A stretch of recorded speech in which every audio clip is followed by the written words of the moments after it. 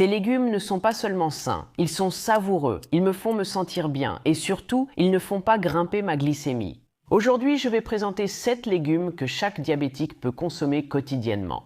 Je mange chacun d'eux chaque semaine. Mon légume préféré est le numéro 7, très nutritif. Il contient beaucoup d'antioxydants ainsi que de la vitamine A, de la vitamine K et de la vitamine E. Il est également riche en cuivre, en fer, en magnésium et en d'autres minéraux. Il contient 12 glucides nets par portion, donc en régime cétogène, limitez-vous à une portion. Si, comme moi, vous cherchez à optimiser votre sensibilité à l'insuline, ces 12 glucides nets ne posent aucun souci. Ce légume a une couleur rouge orangée distincte et vous pouvez l'utiliser comme base pour une soupe crémeuse incroyable, une sauce pour pâtes ou simplement le rôtir au four. Vous l'avez deviné, mon légume préféré numéro 7 est la citrouille. Si vous ne trouvez pas de citrouille dans votre magasin, vous pouvez opter pour la courge musquée. La citrouille a moins de glucides et est plus savoureuse. Ma variété de citrouille préférée est le potimarron et ma façon préférée de la manger est simplement de la rôtir au four avec un peu d'huile d'olive, du sel et du thym. Je la refroidis puis ajoute des graines de chia. Je saupoudre des graines de chia sur la citrouille pour ralentir la hausse du sucre dans le sang. Les graines de chia, riches en fibres, ralentissent la digestion et donc la hausse du sucre sanguin, ce qui m'intéresse en tant que diabétique. Les graines de citrouille sont aussi excellentes pour les diabétiques, mais j'en reparlerai dans une autre vidéo. Voici maintenant mon 6e légume préféré. J'adore celui-ci pour sa grande polyvalence. Vous pouvez l'ajouter à presque n'importe quel repas et le rendre instantanément plus sain. Ce légume n'est pas aussi nutritif que la citrouille, mais malgré cela, il est riche en antioxydants, en vitamines A et C, en manganèse, en potassium et en de nombreuses autres vitamines et minéraux. Pas d'inquiétude, ce légume ne fait pas monter la glycémie avec moins d'un glucide net par portion. Il contient également moins d'1 gramme de lipides et moins d'1 gramme de protéines. Et avec seulement 17 calories par portion, c'est un candidat parfait à ajouter à votre menu si vous essayez de perdre du poids. Mon 6e légume préféré, c'est la courgette. Ma façon préférée de manger la courgette, il n'y a pas si longtemps, était de l'ajouter comme l'un de mes ingrédients principaux à mes boulettes de poulet et de courgettes. Cette recette est dans une de mes premières vidéos sur cette chaîne. Dernièrement, je privilégie les repas végétaux et j'ajoute de la courgette à diverses soupes, ragoûts, boulettes et autres plats. Les courgettes ont un goût neutre, elles s'ajoutent partout. Rôtissez-les au four avec un peu d'huile d'olive et des herbes pour un plat plus sain et moins calorique. C'est délicieux. Passons à mon 5e légume préféré.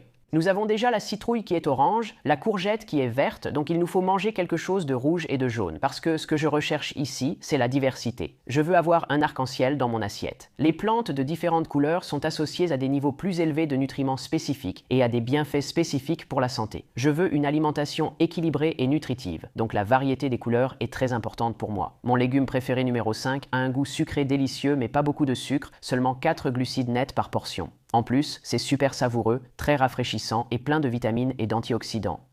On peut l'utiliser dans de nombreux plats. Je vais bientôt donner quelques idées. Vous l'avez sûrement deviné, mon 5e légume préféré est le poivron.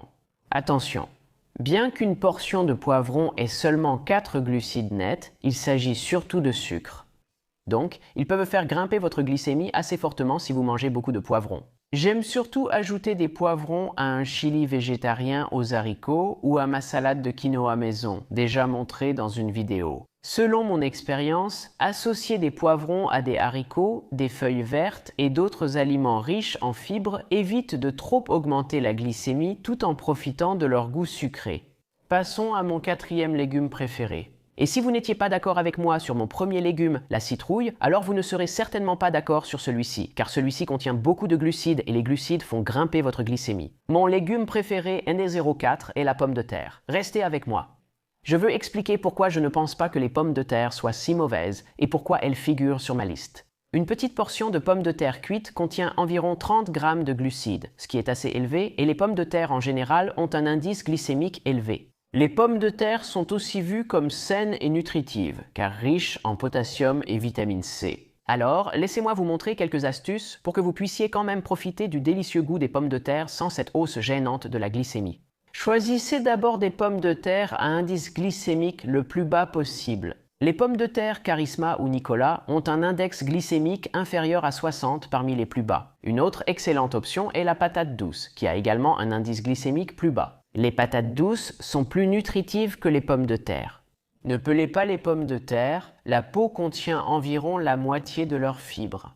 Cette fibre ralentit la digestion et prévient le pic de glycémie. Pour adapter les pommes de terre à la glycémie, faites-les bouillir puis refroidir au réfrigérateur avant de les consommer. Cette étape est essentielle car le refroidissement forme de l'amidon résistant, très proche des fibres. Cela ralentit la digestion des glucides des pommes de terre. Ma façon préférée de manger des pommes de terre froides, c'est de préparer une salade de pommes de terre. Mélangez pommes de terre, oignons verts, huile d'olive, moutarde de Dijon, vinaigre, persil, sel et poivre et servez. Pour être original comme moi, ajoutez des graines de chia pour plus de fibres. Puis, mon troisième légume préféré. Celui-ci est un grand classique et une excellente option aussi bien pour ceux qui mangent pauvre en glucides que pour ceux qui suivent une alimentation végétale complète. Ce légume vert convient à tous, avec seulement 3,5 g de glucides nets par tasse.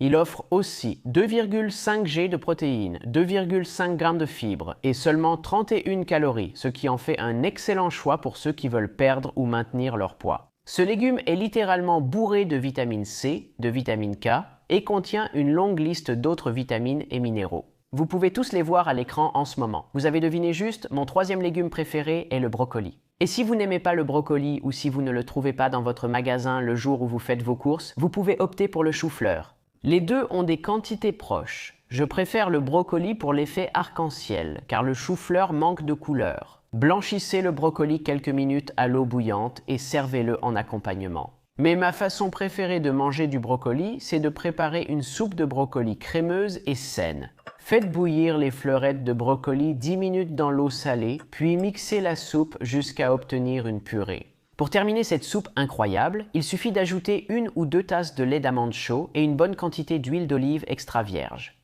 Mélangez bien le tout et c'est prêt. Cette soupe est facile à préparer, délicieuse et n'augmente pas la glycémie. Essayez celle-ci si vous aimez le brocoli. Je sens que mon deuxième légume préféré sera aussi controversé. Je vais vous dire pourquoi dans une minute, mais d'abord parlons de pourquoi je l'aime autant. Celui-ci est très nutritif. En consommer un peu suffit à profiter de ses bienfaits. Des études ont montré que ce légume renforce le système immunitaire et réduit la fréquence des maladies. Il contient vitamine C, B6 sélénium, manganèse et d'autres éléments bénéfiques. Ce légume est très aromatique et rehausse le goût de nombreux plats sans rien d'ajouter de malsain. Si vous devinez que mon deuxième légume préféré est l'ail, vous avez raison. Une gousse d'ail a environ 1 glucide, donc le comptage est facile. J'adore l'ail et si je dis que c'est controversé, c'est parce qu'il est très aromatique. Beaucoup de gens n'aiment pas en manger, surtout le matin, pour éviter d'avoir une haleine d'ail toute la journée. Je ne m'en fais pas car je parle seulement à une caméra. J'aime surtout faire sauter l'ail avec un peu d'huile d'olive extra vierge à feu moyen doux. Cela aide à extraire le goût et l'odeur de l'ail dans l'huile et rend le goût d'ail beaucoup moins fort. Cette huile forme une base idéale pour diverses soupes, sauces ou ragoûts. Avant de parler de mon légume préféré, j'ai un bonus pour vous. Cet accompagnement sain, adapté à la glycémie, convient à toutes les occasions. J'ai appris à préparer cette salade dans le nord du Brésil, où ils l'appellent vinagrège. C'est aussi populaire dans de nombreux pays hispanophones, où ils l'appellent pico de gallo. Une portion de vinagrège contient 17 calories et 2,5 glucides nets, ce qui en fait un plat très faible en calories et adapté à la glycémie. Il est aussi riche en vitamine C, en potassium et facile à préparer. Coupez simplement tomates, oignons, piment serrano et coriandre en tout petits morceaux.